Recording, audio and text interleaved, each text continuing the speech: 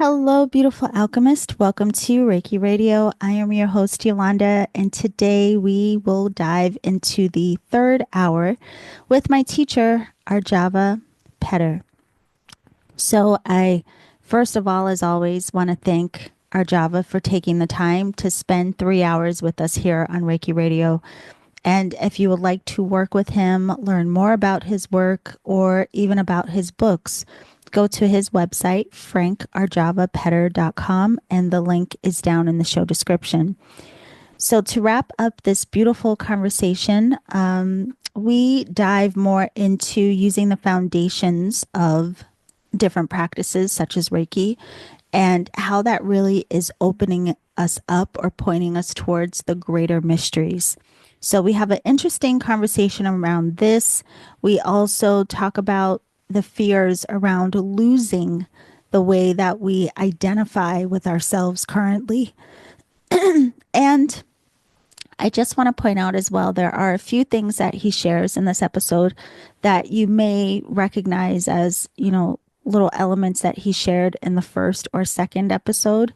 And it's because there was a 2 month gap between this conversation and the two that we had prior. So that is why there are a couple of things that may be repeated. But in any case, I hope that you enjoy this conversation. And for now, just sit back and I will see you on the other side. Okay, so our last hour with my wonderful teacher, Frank Arjava Petter. Thank you again for taking the time. As we were talking about before we came on, you have been traveling, and I know a lot of people are probably very excited knowing that they can sit with you again and learn from you again. So, just wanted to start there with your teaching, just so that people are clear. You are still traveling and teaching, and we can still come to the Reiki Dojo in Greece. You'll be offering classes there now too. Yes, absolutely. But before we start, I want to clear something up. Yes. Like in Japan, people call the teacher sensei. It's the title, means respected teacher. And that is something that's always bothered me. Mm, I don't want it. I just want to be your friend, you know. yeah.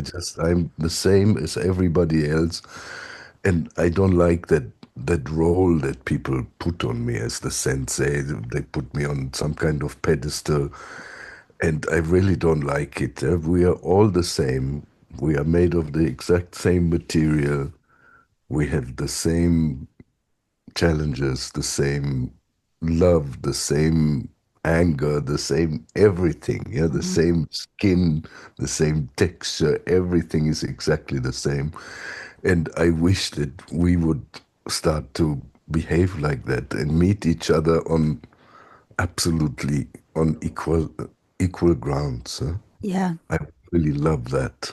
And Yes. if I can show people how to do that, yeah, that would be great. That reminds me of something, some kind of key moment I had when I was a kid. I don't remember if I told this to you previously in another one of our sessions. I was sitting in the north of France in on the beach on the Atlantic coast and on my own. It was huge. It was a few miles left and right, nobody there, and suddenly I see this big dog coming Mhm. from far away, like from 2, 3 miles away or so, and he's just like going backwards and forwards, following his scent, the scent in his nose. And then when he came to me, he just came straight to me and sniffed my outstretched hand and licked me a little bit and then looked at me and then kept going. And I was thinking, I think, 16 at the time. I was thinking, this is what I want to learn. Mm. Be like that with people, just to be straight, you know? Yes. Not check out first. Whoa, this Yolanda, I wonder how she is. I wonder if she's going to hurt me or can I trust her? Or without all this political stuff, just to be completely, totally present and in your heart. This is what I wished I could learn in my life. And now when I look back at it, It's been a good, really a good journey, and I Yeah. love that. I love that. So this is what I would really like to It's see to interesting you say happen. this because it reminds me of the one in the book. You have this beautiful book, Tender Awareness, and it reminds me of the one that I had to read a few times, the one called Soon. But it also is interesting that you bring this up because it's one of the things that struck me about you, just to be honest, since you brought it up.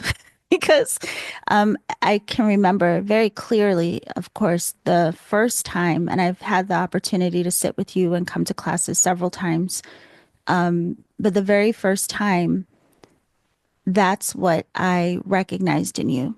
There was this welcoming and this tenderness and this kindness that really was not directed towards anyone in particular. It just was. And yet, you still have the, I think, experience of people are going to put you on a pedestal no matter what your intention is.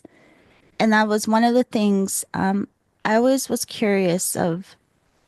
It made me wonder, do people really see, whoever they may admire and whoever they may feel the kindness or the whatever we think, the knowledge, the wisdom, whatever it is that we may identify it as.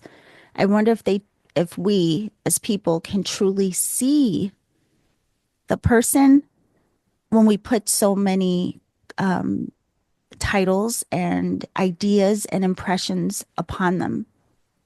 Like what that must feel like on the other side of the fence. I think really what you see is yourself. Mm, You see your quality in somebody else. If you see somebody who's very loving, it touches that string in you, and you feel that the love that is really yours. Yeah? yeah, So it's like that. You see yourself everywhere. Also in nature, you see yourself. You are everywhere. Right? yeah, Just people are not aware of it, and they project something into another person, and yeah, they think somebody else is better. But the the lesson really is to bring the attention back inside, to look at yourself, and to see that you are perfect as you are, with your imperfection, with mm, your craziness, with your neurotic traits that you may or may not have. We all have. Yeah? That you are perfect. And I remember something that one of my beloved teachers, Bert Hellinger, from whom I learned family therapy, he said to me once, he said, Arjava, to acknowledge your own greatness is a very humble act. And he often said enigmatic things like that. So he got me first to think about what did he just say?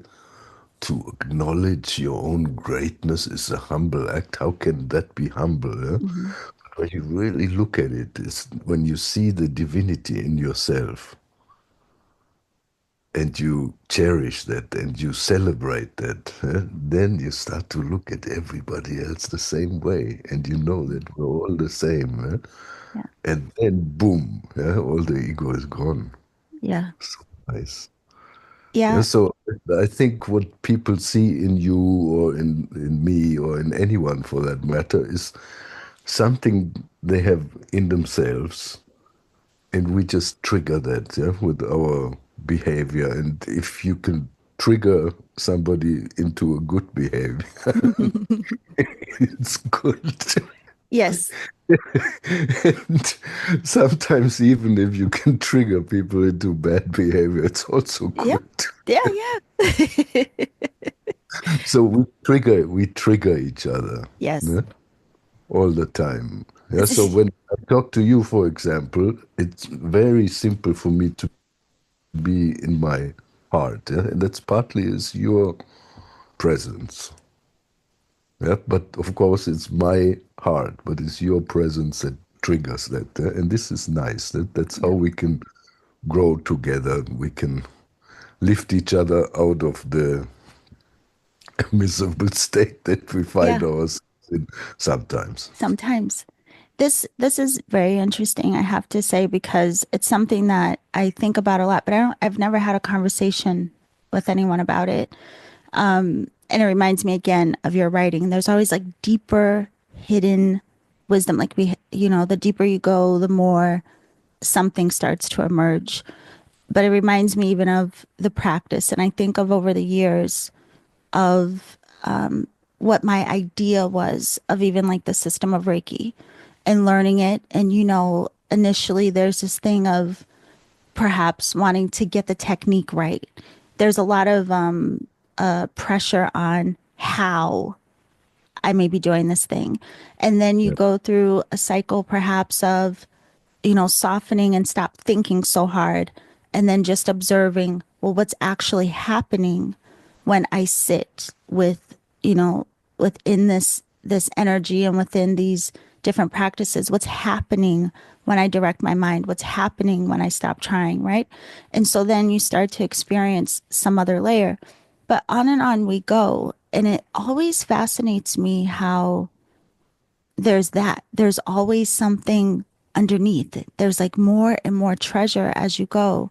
And like you can never quite grasp anything, but it only comes through the relationship, the expression of like even try, the day to day, all the little things then start to like reveal some aspect of what the obvious was pointing to, but it never tells you the obvious.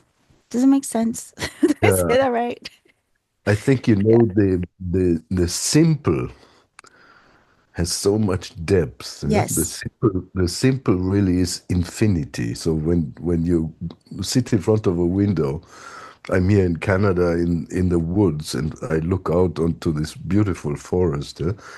And when you sit there and you just open your eyes like a window, and Mm, then suddenly there's just spaciousness, just incredible spaciousness. And in Reiki, Usui Sensei was a genius. He built that experience of infinity into the Reiki treatment somehow. yeah. When you place your hands on somebody or on yourself and you pay attention, you're aware, and you're not looking through some kind of filter, Mhm. suddenly, boom, you're in the present, and the present is infinity, and Yeah. then it's just expansive, boom, incredible, and you're one. So beautiful. Yeah? So Reiki really is not a technique. It's not system or anything. It's just a device to bring you into the present as much as you can. And in the present, everything's beautiful. Yeah. So for me, the Reiki really, I don't want to sound disrespectful at all. I don't mean it like that. But Reiki is just an excuse for you to dive into this, what is happening right now, full power, with all the doors of your perception wide open, Right. fully awake. Yeah. It's so nice. It So, is. It's interesting that I guess it seems that, and I guess this is life, everything, right? It teaches us directly and indirectly. I think sometimes we get so fixated on what is given to us directly. And there's something that you learn in the process of it becoming more the awareness around what was indirect again, right?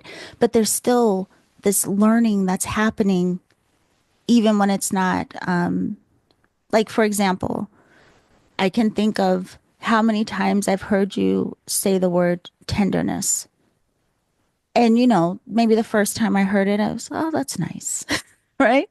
But if I really kind of soften into what does that really feel like? What is really the texture of that expression? If I let myself come out of thinking about it and just kind of collapse into tenderness. Now there's something you didn't say directly, but you still gave me it in some way to allow this opening to happen. And it seems Yeah, like the system does that. yeah, and this is true for really everything that Right. we do.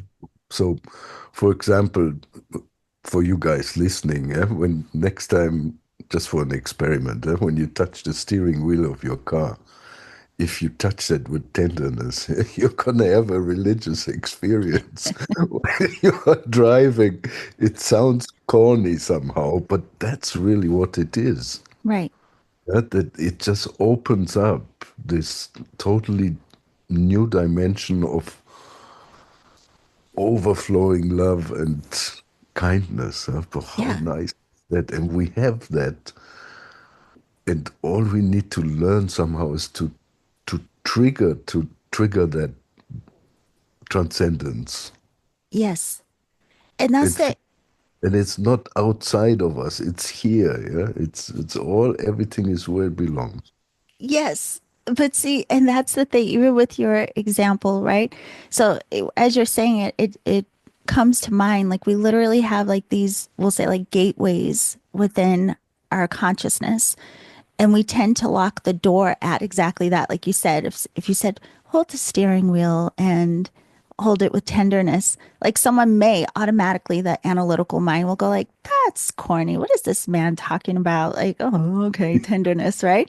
Yes. But it's like, but it's our own limitation. So there's something very interesting with what, no matter what it is that does it for us, when something finally gets us to soften around, stop putting a boundary on what we think we know, and then what actually we start to experience. I mean, I don't even know how you put that into words, but it's very interesting. But again, that's what I think I Yeah, really fell in love with the work. yeah. Don't put it into words. Yeah. It's okay, and we don't need to name it, but we know what you're talking about. Yes. That's good enough. Yeah. And the thing is for me is that, and I see, of course, a tendency in myself to project always in other people. And this is the one thing that if we do it less or maybe stop it altogether, we'll just find that divinity, what my teacher Bert Hellinger was saying, when you acknowledge your own divinity, yeah, boom, Yeah. nice. Yeah. So nice. And this is not egoistic at all. It's totally the opposite of that. Yeah. Because then I see in everyone the same thing, and I see it in the steering wheel, and I feel it in the steering. That is pure love, yeah. Okay, people will think, yeah, the guy is delusional, yeah, but No, yeah, yeah. But again, it comes back to, so it's I'm curious about that in the lens of the way that you write. Is it that you write at all, really? I mean, with the beautiful books, and I'm sure some people know, but you do have several books of poetry that you have published, and it seems like a way of streaming this consciousness, like letting it move through you, these expressions, these almost like a understanding it through the way that it's flowing through you in the moment of however yeah. it's being described. And that in of itself seems like another way of creating this beautiful relationship or being in relationship with whatever we would leave unnamed. You know what I mean? Yeah. But it is, Yeah. it's really beautiful that you do that. I tell you how I really got into it. It was a meditation technique from ancient Hindu tantrism Mm, that I practiced. It goes like this. The instructions are like this: attention between the eyebrows. So you focus on the eyebrows. Let's say you look from through your lightly closed eyelids at your third eye. Yeah? So attention between the eyebrows. Let mind be before thought. Yeah, so Mhm. instead of focusing on the small image that's on the screen, you focus Okay. on the screen on which the thought is being projected. Let form, your physical form, fill with breath essence, prana, Reiki, ki, whatever you want to call it, to the top of the head. So you let your whole body fill up with prana, and there shower as light. Mm. Now, this was a technique I practiced for many years, and that totally opened up this creative, I don't know, explosion or something. Yeah, and after I learned how to allow, it's not to open it because everything is open, but to Mhm. allow that and to be aware of that, I could sit down now and write a poem or a story or something. So there's no resistance anymore to that, allowing that creativity to come through. Yeah, whatever it is, whether that is writing or anything else. Yeah. I So like that you say that to allow it. And it just comes to mind again the ideas a lot of times we have of what we're capable of or how we identify. Like some people will identify as creative or not, or some people will identify as, poetic or not.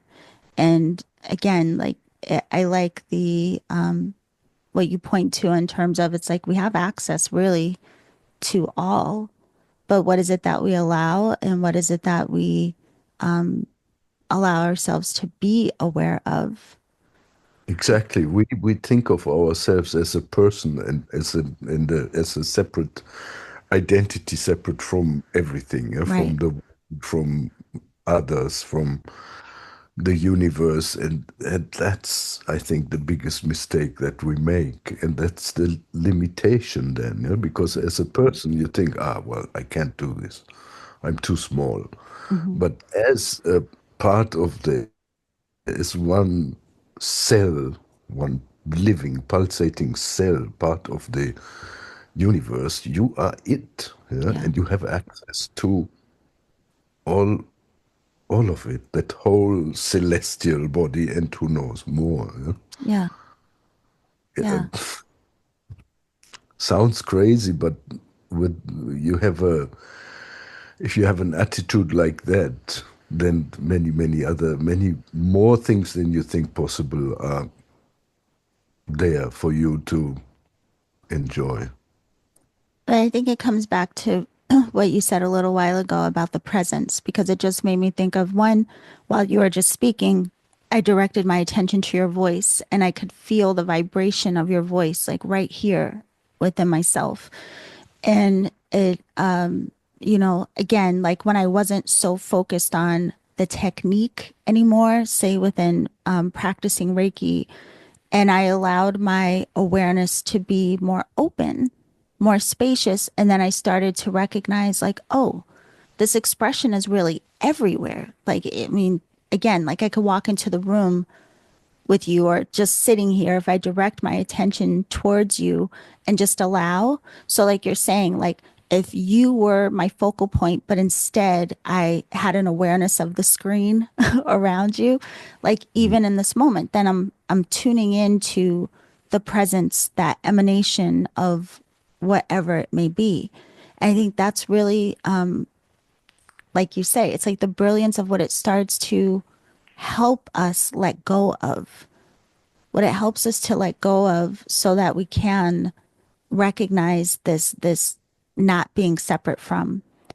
But it's a tricky dance. I am fascinated by the idea that we have really the gift of being able to experience as individuals and have, our choice and what we want to do and how we want to live and all of these things, but at the same time having those at least moments of awareness of like, whoa, but I'm I- not. yes, yes, yes, exactly. Yeah, this is our dance, and don't Yeah. be afraid that this feeling of expansion that it will become egoistic because Yeah. it won't. Yeah. There is no such thing really as ego. Once you see that, then it's finished.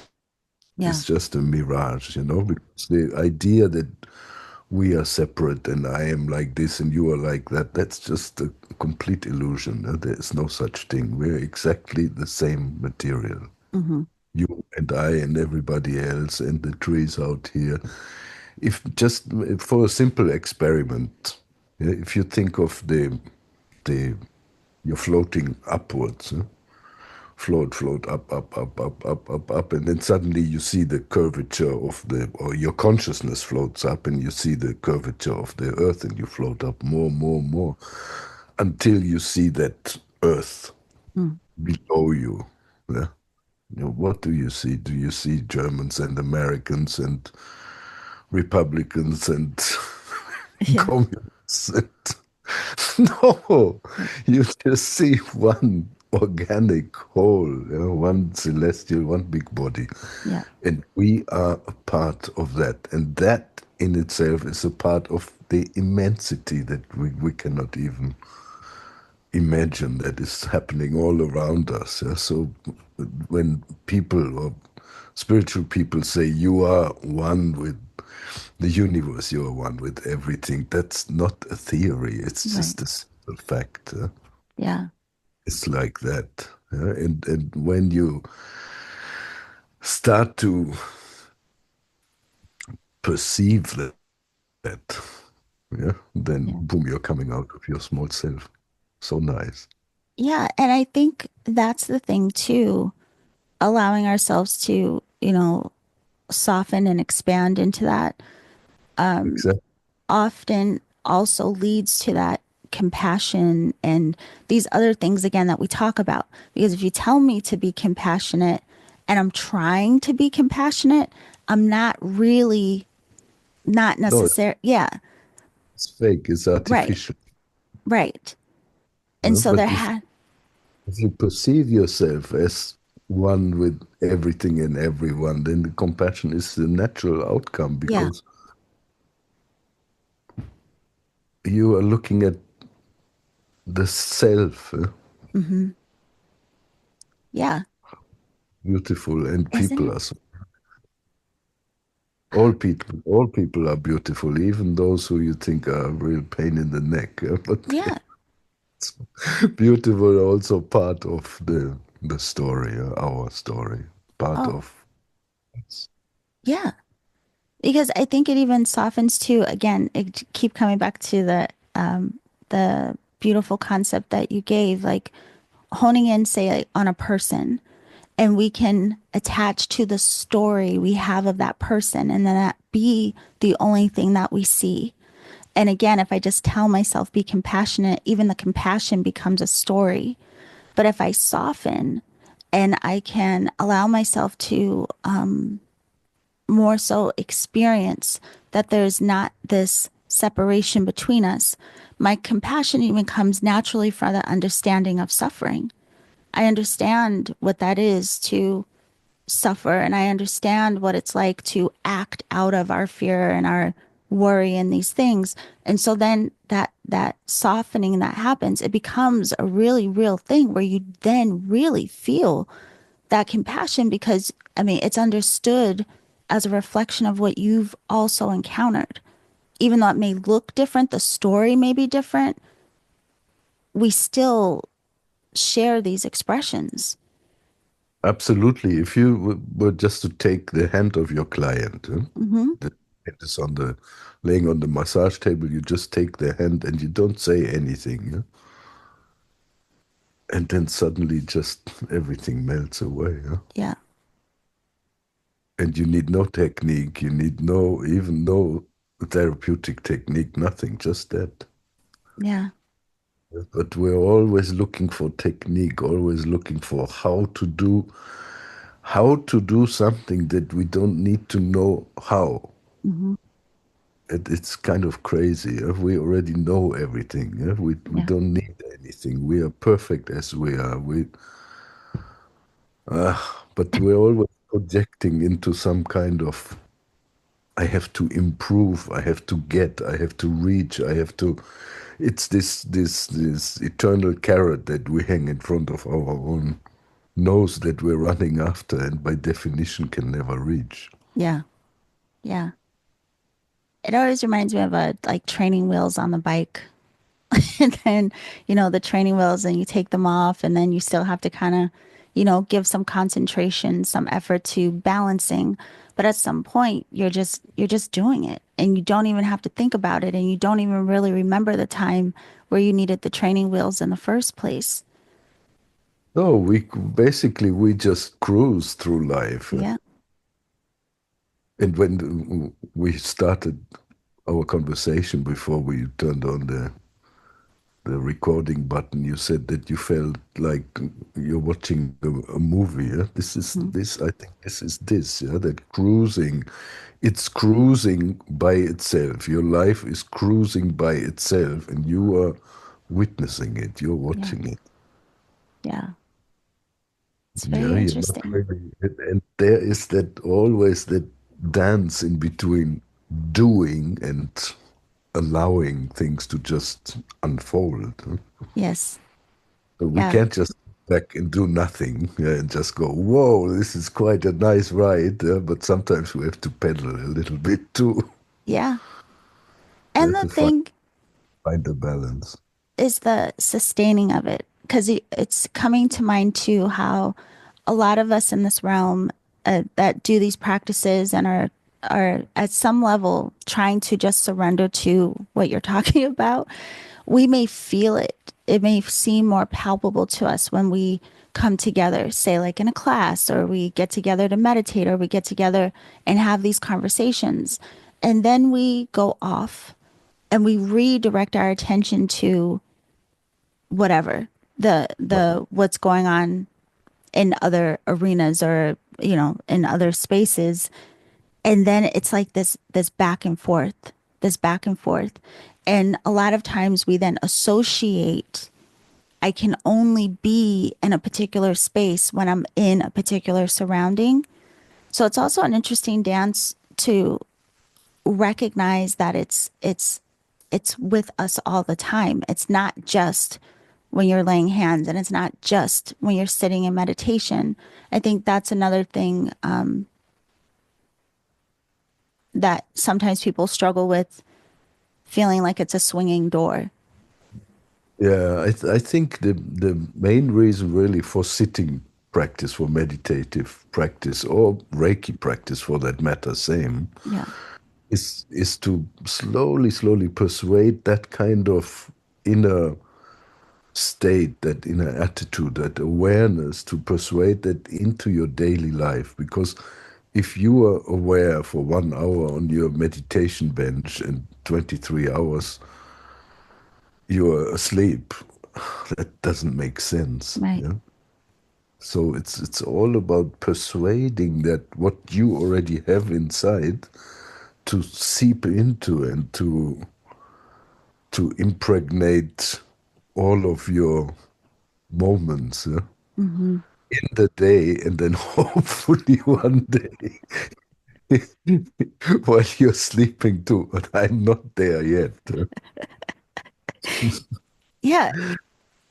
So this is the thing, to invite love, tenderness, awareness, meditativeness, kindness, compassion, to invite all these things into your daily life. And we learn by failing Yeah. time. Everybody does. That's we do our relationships, our work, our ups and downs. This is all for us to learn Right. to Yeah. relax, really, Yes. to Yes. allow, to allow things.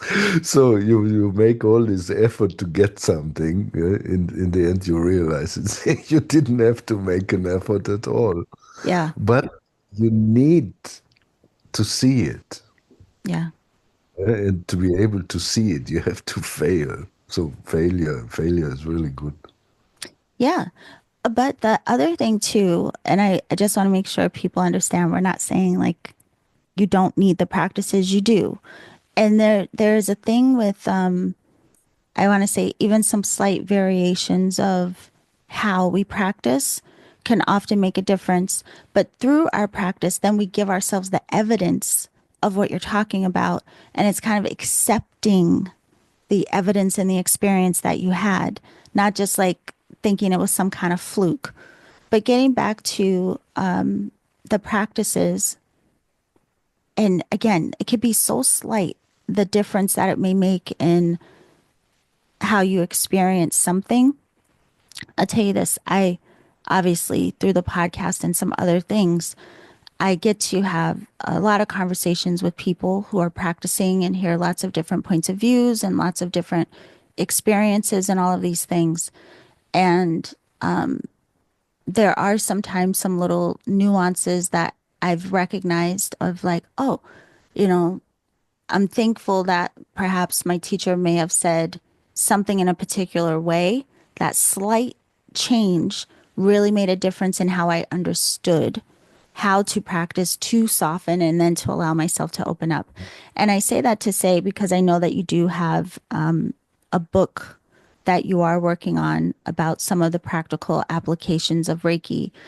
And I just wanted to ask you about that. The sometimes just the slight variation in understanding of how to connect with maybe technique or just a slight variation of, not just laying my hands, but understanding there's also some witnessing that comes with that, or there's also some direction of mind that comes with that.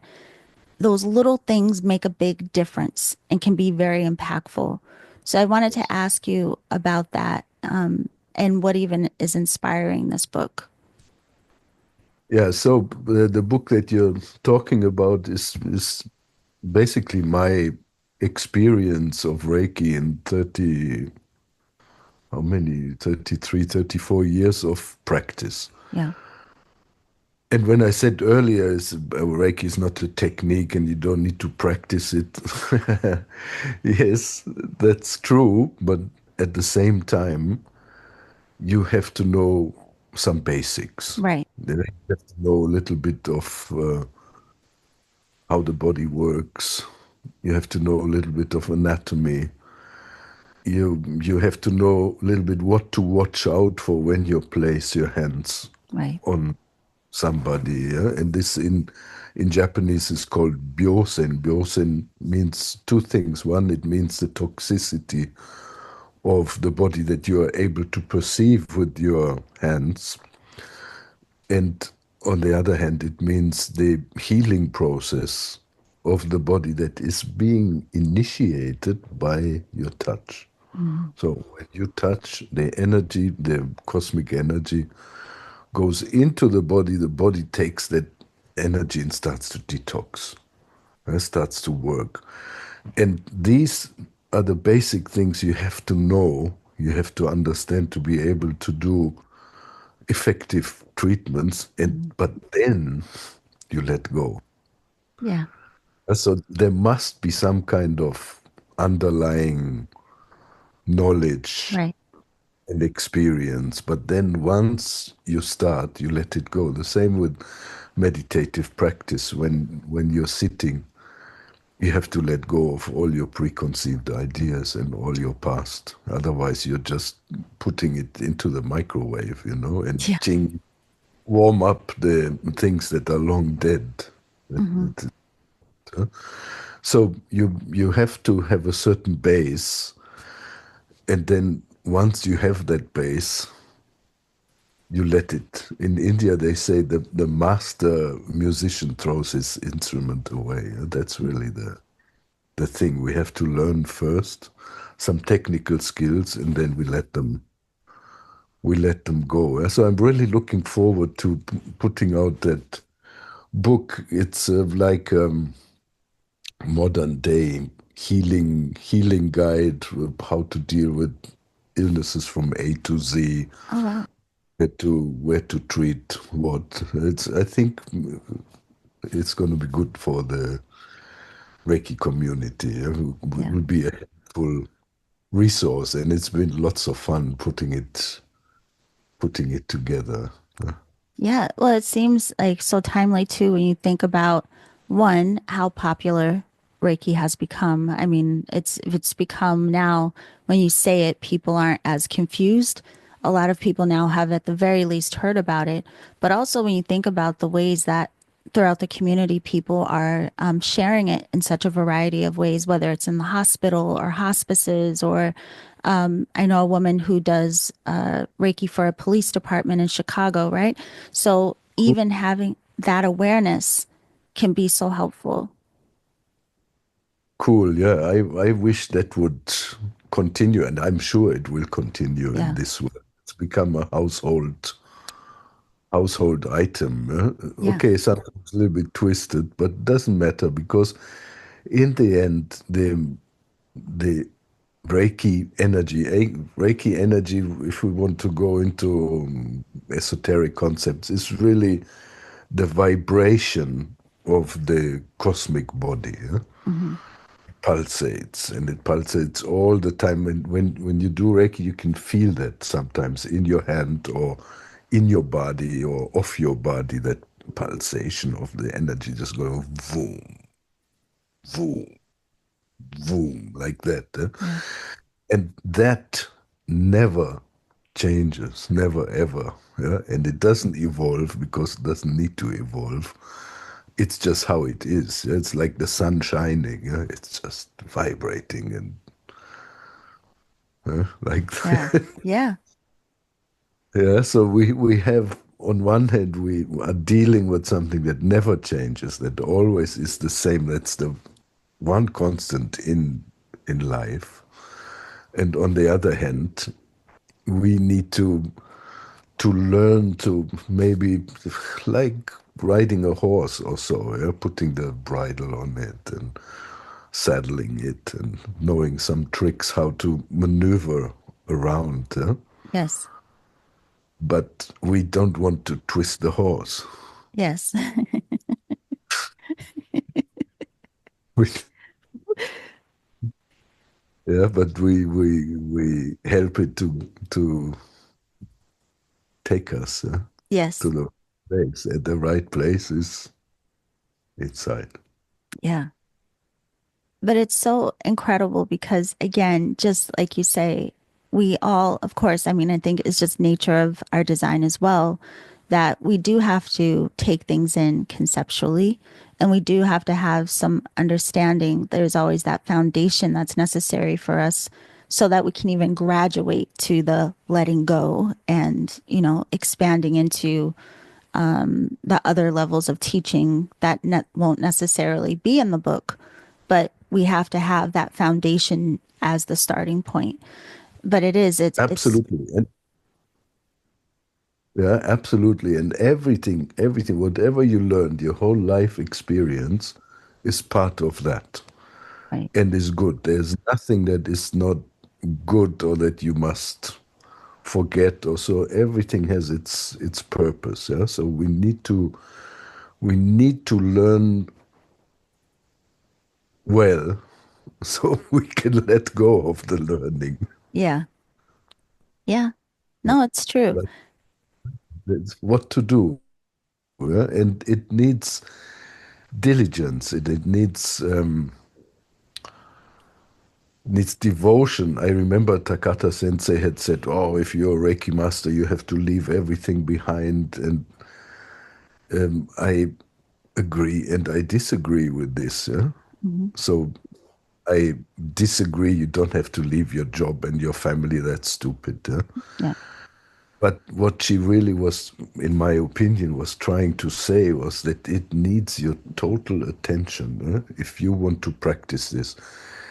One other person who was important in the development of the Usui Leki Ryoho was Koyama Sensei, one of the previous presidents of the Usui Association. And I have a manual that she wrote or dictated, I don't know,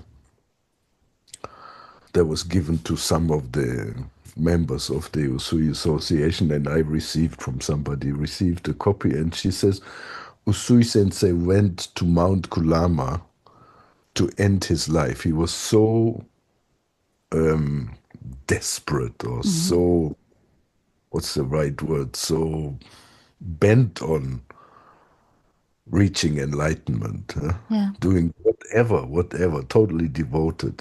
And she said, if you practice your Reiki with that same devotion, you will have good results. And if not, yes, it's not something that we just go, oh yeah, I do Reiki. It's not like that. You really need to give yourself, to devote yourself to it whenever you do it fully. Right.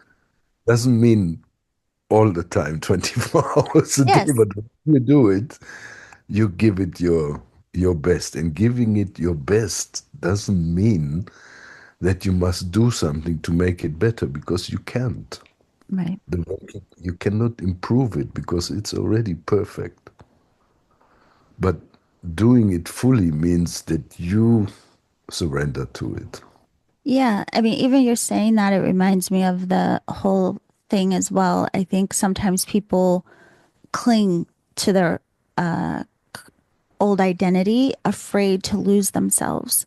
And so, even if we take what Yusui Sensei did in a more of a metaphorical way, it's like we can't be afraid of losing what isn't true. We can't be afraid of losing what isn't true in order to experience and embody and like touch that that what is so, right?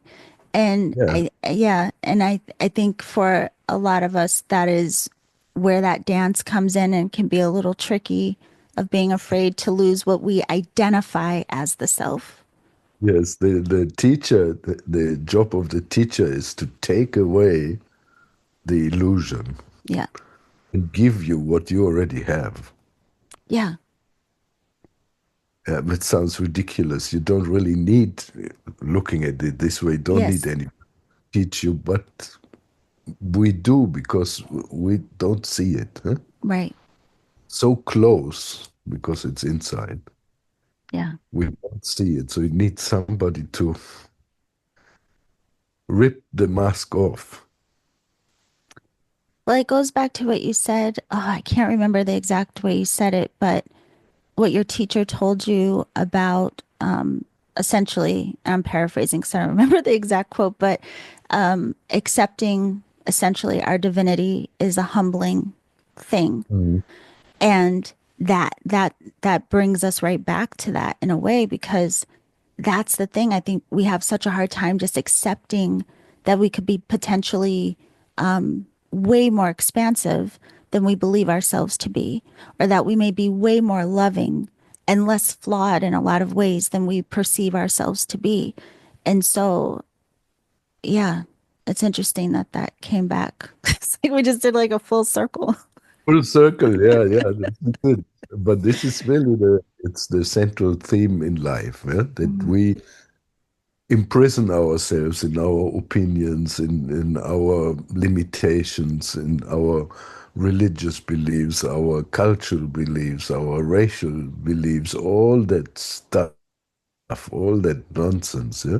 Yeah, We lock ourselves in that little cell and throw away the key, right. and then we can't get out. No, and the interesting thing is a lot of times we think that that's the humble thing to do. Yeah, and the identity, yeah. I Right. am, but the thing is really is I am not this. There's a Indian technique is called neti neti. That means neither this nor that. Huh? That's very freeing. Mhm. I I remember I did that once I was at the hot springs in Japan when I lived in Japan. I was laying in the bathing in this incredibly soothing water, and then I just started to negate everything. I would say, okay, you're not your body. And I would go through my body to the hands and disconnect and say, I'm not my hands, I'm not my arm, I'm not my left legs, I'm not my liver, my kidneys, my in the end, I'm not my head, I'm not my body. But I realize I'm still here. Mm. Yeah, so there's some consciousness is there. Yeah. Then I thought, okay, now I'm gonna finish my intellectual capacity, my mind. Yeah? So I'm not my mind. I'm not my thoughts. I'm not my parents. I'm not my partner. I'm not my work. I'm not my. I try to delete everything. I'm not this. I'm not this. I'm not this. I'm not this. I'm not this. And then later on went into the emotional self and saying, okay, I'm not my wife, my this, my that, my heart. I'm also not my love and not my compassion and all the good things. Yeah, Yeah. have to go so on. And suddenly there was this. I found myself in this space of absolutely nothing, delicious nothingness, and then boom! Suddenly everything came back. Yeah? So when you wasn't like a enlightenment or anything, like not at all. It was just a very nice exercise, simple exercise in which I took everything away from me, kind of erased the self. Huh? Yes. And then when everything was gone, I realized that actually everything is here and present and available and ready for the taking. Yes. So nice, yeah? So Yeah. nice. But I think that even makes this experience something we can appreciate even more.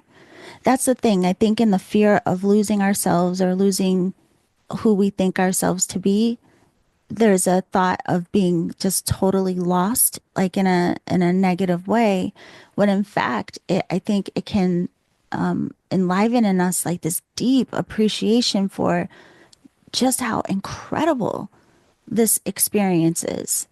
And Yeah, like in love or in sex, the same, yeah, yeah, where some people are afraid that they're going to lose themselves or that the boundaries will disappear and yep, melt.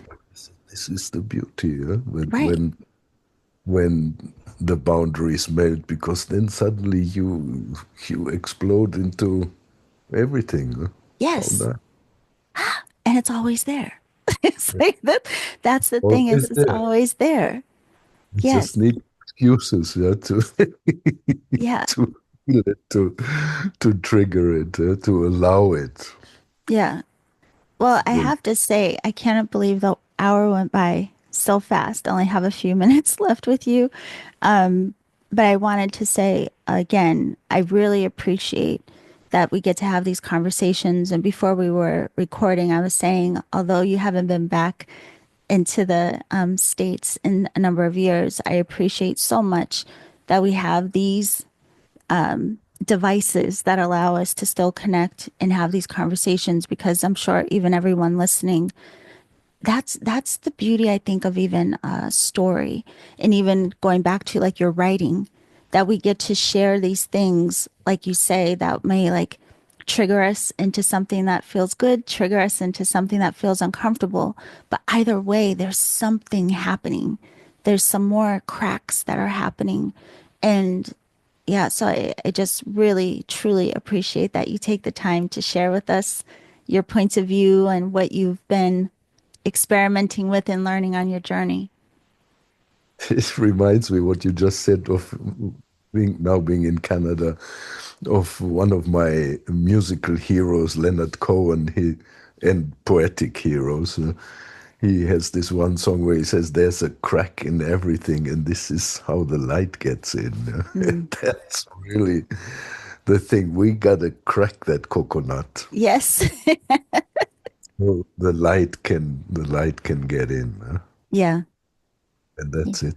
That's the whole purpose of the exercise, whether you do Reiki or meditation or yoga or Qigong or martial arts or any other Japanese or Chinese traditional arts or whatever, yeah? The Hmm. whole purpose is this, to crack that coconut, to let the light come in, and that's Yeah. it. And Nice. thank goodness we have all of these ways. to crack it.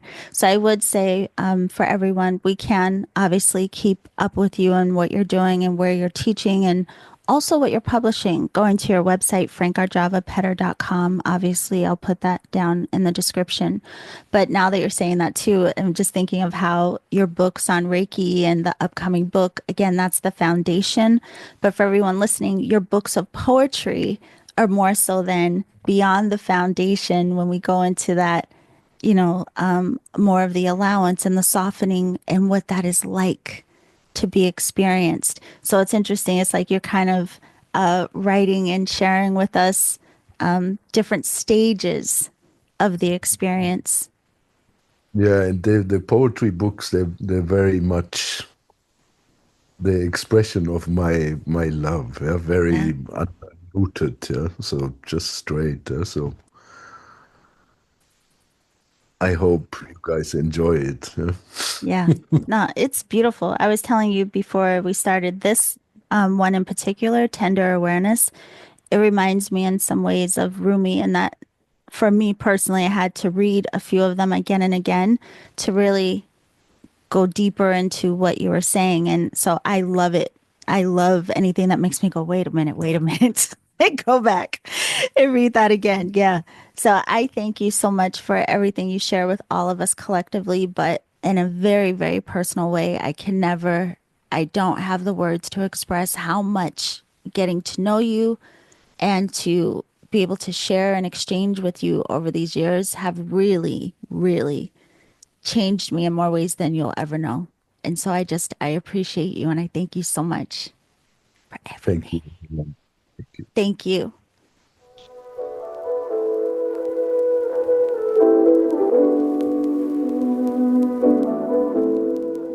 Okay, beautiful alchemist.